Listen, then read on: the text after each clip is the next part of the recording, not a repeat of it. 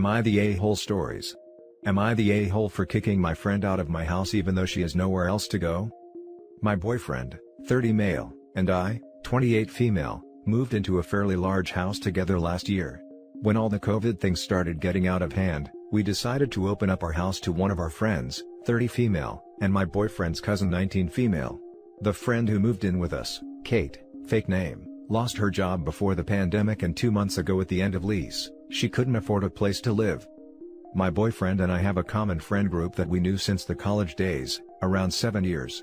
Kate joined this group 2 years ago.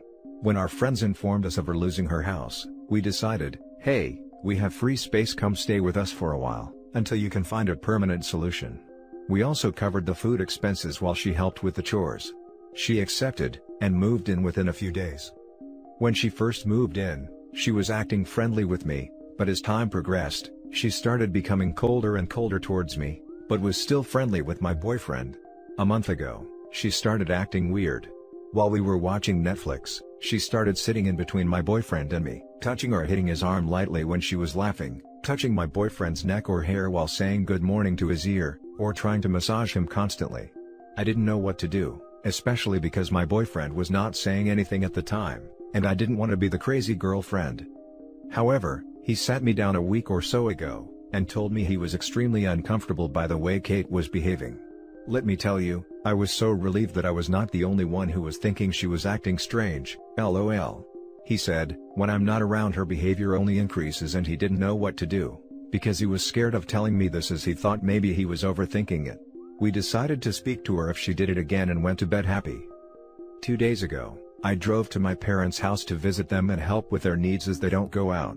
I got a text 2 hours into my visit from my BF, asking me to come back home urgently. When I returned, everyone in the house was yelling and I was very confused. When my BF saw me, he said that he wanted to talk to Kate about what she has been doing was making him uncomfortable, and apparently, she didn't take this well, because she said she did this with everyone, and when I took my boyfriend's side, more yelling and calling names happened. We told her to get her things and get out. I thought our friends would take our side when we told them about this, but now the whole group is divided. Most of them said yes, she was wrong if she was making us uncomfortable, but that, she is just a touchy person, and we were a-holes for kicking her out in a pandemic when she had nowhere else to go to. I trust my boyfriend very much, as he has been nothing but an honest partner for the past 5 years. He said he decided to talk to her because she kept caressing his arm and touching his thigh, and he hated it. So, I wanted to ask, am I the a-hole for kicking her out? Now for the top comments. Not the a-hole. If it was a male friend touching your inner thighs and giving you unwanted massages, people would be disgusted. Why is there a double standard for men? 100% agree with this. If a guy friend was doing this to me, I would definitely raise hell, but my boyfriend was even scared of telling me in case he was not taken seriously. I felt so apologetic towards him for making him feel that way, so I'm baking for him and his cousin today, haha. Not the a-hole.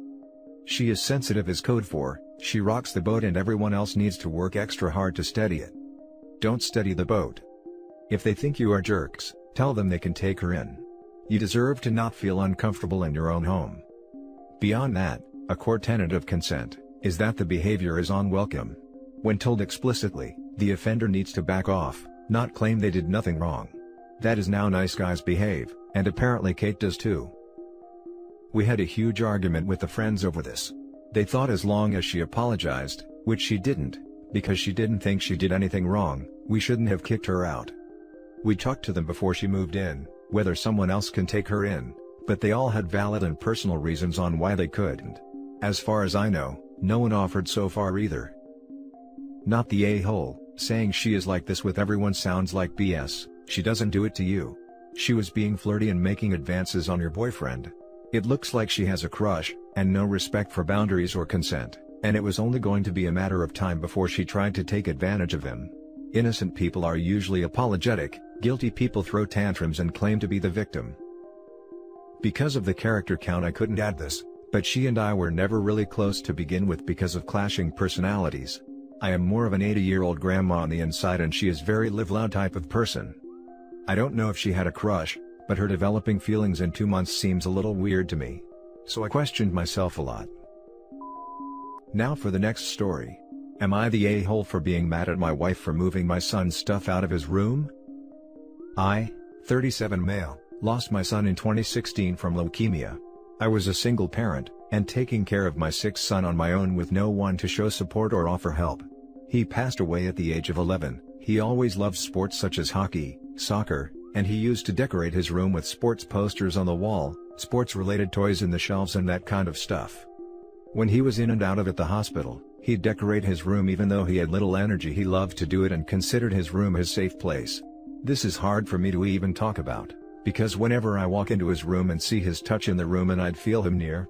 This gives me comfort knowing my son had happy days, even though there were few.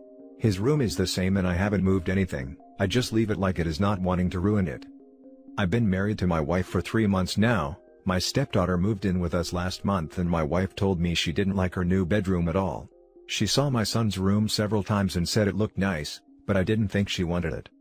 I have 3 rooms in my house, and my stepdaughter started insisting on taking my son's bedroom.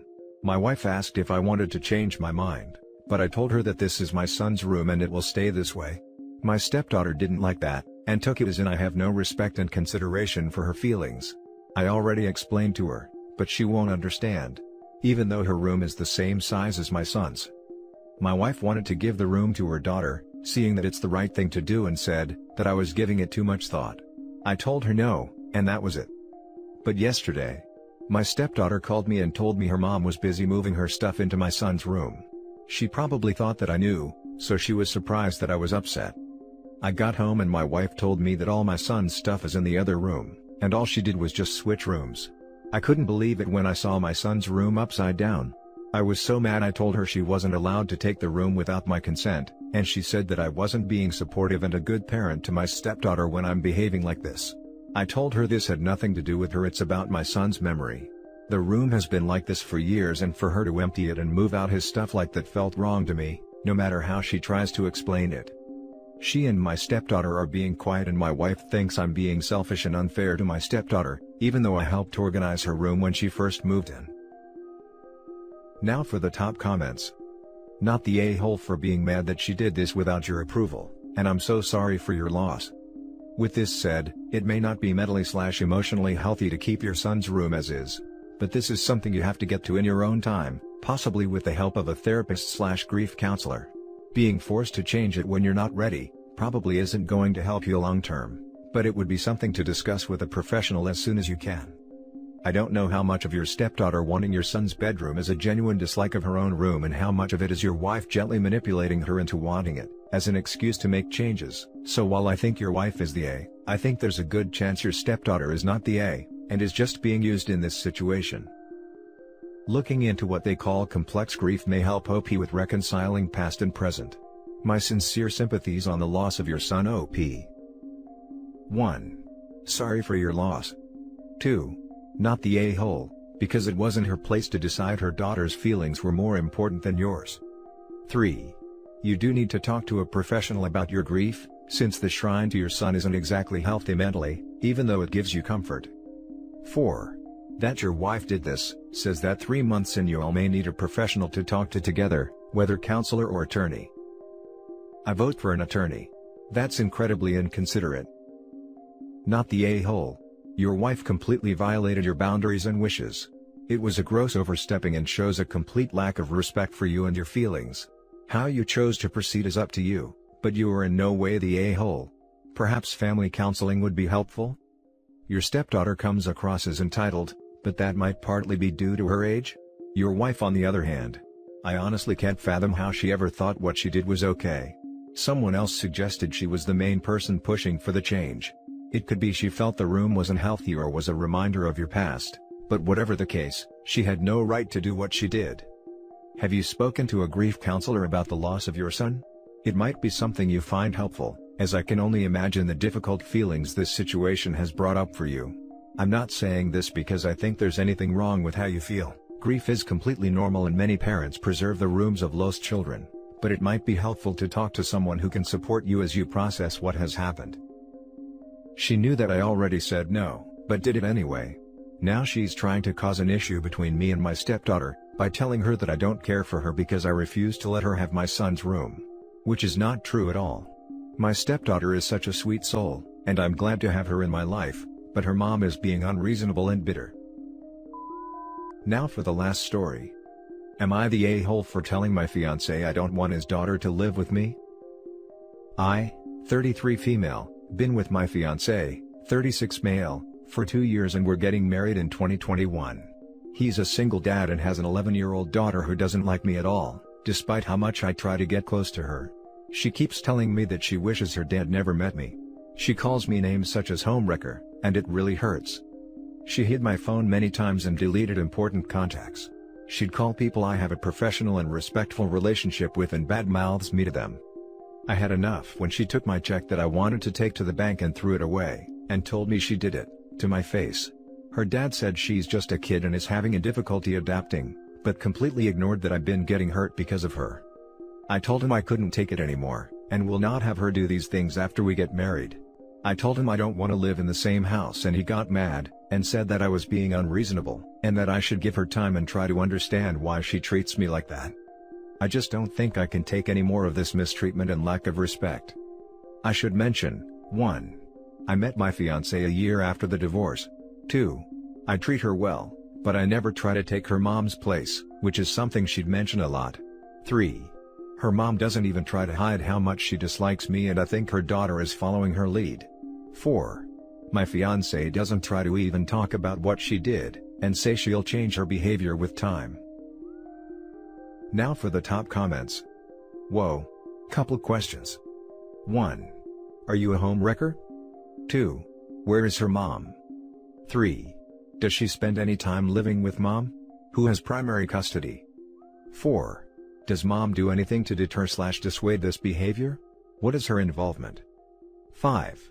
What does dad do to dissuade this obviously out-of-line behavior? 6. Did she have behavior problems before you came into the picture? 7. Have you considered therapy for her or all three of you? I think something more deep-seated is up. It's not normal for kids to be this malicious to their step-parents. Edit, not the a-hole after receiving more info. I met him a year after divorce, so no, I wouldn't date a married man. Ever. Her mom hates me and has no problem telling her daughter bad things about me. Her dad does nothing and says I'm too sensitive, and expects me to take it and say nothing.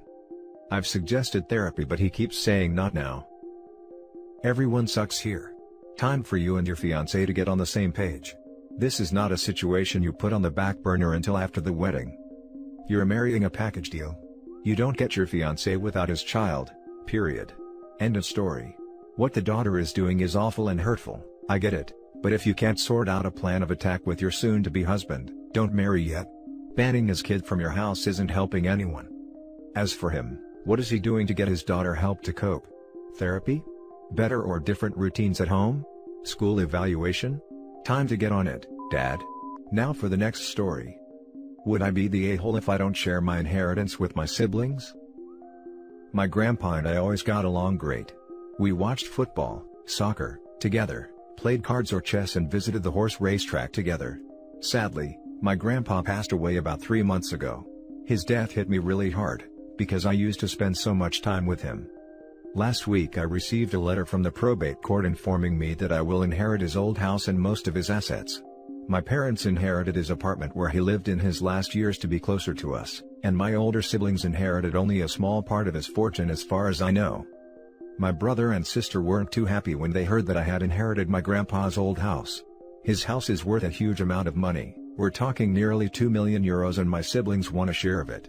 Yesterday evening when they visited, they took me aside to urge me to share my inheritance with them. They think it is unfair I got so much more than they did, and think it would be only fair to divide the inheritance by 3. I was reluctant, but they got pushy until my parents heard of this and sent me to my room to talk to my siblings. I don't know exactly what then happened, but I heard loud voices and apparently my siblings left the house furious. Now I don't exactly know why, but I don't really want to share my inheritance. I feel like my grandpa wanted me to have it, but I'm also not sure if I'm just being greedy. Would I be the a-hole if I don't share my inheritance? Edit, I'm 17 female, my brother is 22 and my sister is 24. Now for the top comments. Not the a-hole.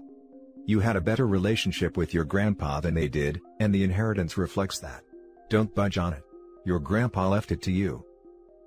Also, want to drop this here because OP's parents sound like parents of the year for standing up for her. Right? When do we ever get parents actually saying something to the extent of, OP had a better relationship out of love, back off? Not the a-hole. Your grandfather drafted a will and dispersed his assets as his choice. So right now, you are legally in the clear. I'm going to assume that you were the favorite grandchild? You are the one who spent the most time with him?